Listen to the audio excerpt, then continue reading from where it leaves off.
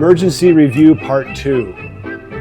This is the A168. I have to give kudos to Paul Whaley over his channel. He said, Tim, you have to review this watch. This is one of the more popular watches on Amazon. You cannot ignore this watch any longer. You have to go do it. Like, Paul, it's such a small watch. It's like this little, it looks kind of like the F91, blah, blah, blah. So I got it. I have to say, for like 20, 25 bucks, this watch is outstanding. This is a great classic watch. If you're looking for something classic and cheap, this is the watch for you. The A168. That's what it is, right? Yeah, the A168. So highly, highly, highly recommend this watch. I'm going to give you the score ahead of time. It's a 9.8 out of 10. 9.8 out of 10 because I wish it had a timer. It has the alarm. It has the stopwatch. I know, like, that's the way the watch is built, Tim. You can't force something into a watch like this.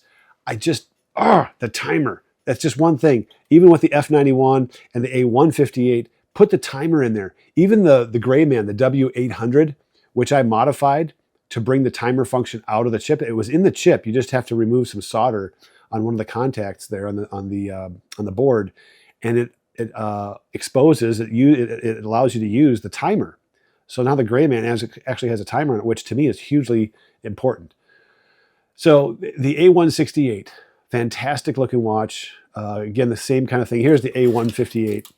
And for size, the 168 is just a little bit bigger. So on my wrist, this is as small as I would go. I think the 158 is just too small for my wrist, but I can handle the 168. I think that's about as small as I should go. Okay, put this up here maybe. You get a different feel for it. Yeah, the 158 is it's basically a repackaged F91. We already talked about that in the other emergency desktop review. Okay, so the A168, real quick, water resistance. It's 30 meters. It's just basically water resistant. Let's get some of this fingerprint. It's a fingerprint magnet, by the way. But once it's polished up, it looks sharp. It looks sharp. I got to tell you, I liked it. I like the flash. I like the kind of Tron look to it. 1980s Tron, high polish. Or what was that? Battlestar Galactica? I don't know. They had the polished like robots or whatever. So anyway, same basics. You have the alarm, you have the stopwatch, you have the adjusting the time, and that's it. You can go from 24-hour time back to 12-hour time by pressing this button down here. The light on here is far, far, far better. It's electroluminescent, which means the whole screen is evenly lit up. This is what makes this watch so much better than these two piles of garbage. Although I would say the 158 is, because of the metal strap and the metal casing on here, it's a barely recommend watch. F91, based on functions and all that, is a piece of fossilized garbage. Okay, legend. You've heard me say it 100 times. It's a legend. I have it because it's a legend, and that's it. I have never worn this watch since I've done the review because I can't stand it. I actually have worn this watch because I think it actually looks okay. The light on here, it's the same module as the F91. They both suck. Now this one has a different module. What is this one? This is the module 3298, and there you go. So you can see that, which has the electroluminescent light on here, which I'll show you here. Fantastic light. One thing I like about this over most other Casios. So when you look at some of these other Casios, this is the GBX 100. When you hit the light button, you get a choice of 1.5 seconds or 3 seconds. When I hit the light button on here, I can hold it as long as I want and have the light on as long as I want. I wish they had this on all the Casios. I want the light on as long as I want the light on. Let me decide. Don't put a timer on it. Let me hold the button down, press it, and go. Now, the downside to that is you have to hold the button down. Versus here, I press the button once, and my thumb can come off, and it's still on. And I can do whatever I want with it. So yeah, there's a positive to that. I get that. I think I prefer pressing the light and holding it for as long as I want it, because even if I press it for the 3-second timer on here, how long am I pressing this button to start with? About 1 of the 3 seconds. So I'm not saving any like hand movements, efficiency wise. That's anything super significant.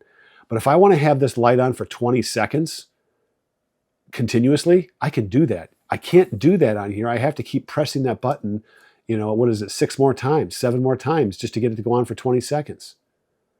So to me, I much prefer that setup over the timed light function. So that's another huge bonus to this. Overall score for this is a 9.9 out of 10. I love this watch. This is a fantastic watch. Paul Whaley, kudos to you for forcing me to do this, because sometimes in life you need to have someone force you to eat oatmeal, force you to eat raisin cookies. Why in the world would you put raisins in a perfectly good cookie? But sometimes you got to do that. Why? Because your digestive system needs a little help. It needs, like, grease the skids a little bit, so to speak. Maybe that was a bad choice of words, but you get the idea. Sometimes you have to force people to try something different, and this is one of them. I know I've tried forcing Jim Kincaid over at his channel to do some analog watches, and we'll see what comes out of those. And I'm not forcing him, actually. He can do whatever he wants with them, but I sent him a bunch of analog watches to challenge him to try some different watches. But this is definitely one that challenges me, and of these three, you're going to know which one I like of these three. No questions about it. Also, what I like about this is the adjustability of the clasp on here. The clasp is great, and it's far better than the 158. And the reason it's far better than the 158, because the links are so much wider on here versus on here, they're a little bit smaller.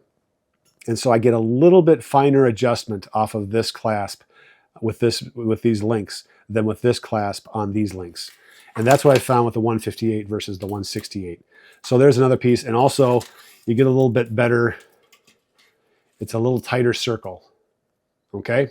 So you just have a little bit more comfort with the bracelet / metal strap, whatever you want to call it, with the 168. So again, another piece to this, 9.9 out of 10. I love it. This is a great little watch, and it's going to stay in the collection for a long, long time. This is going to be the one of these three, the quote-unquote F91 style watch. This is the one that I'm going to hang on to for sure in that category. So put in the comments down below what you think of this emergency tabletop review. I'd love to hear what you have to say on this, and let me know what you think.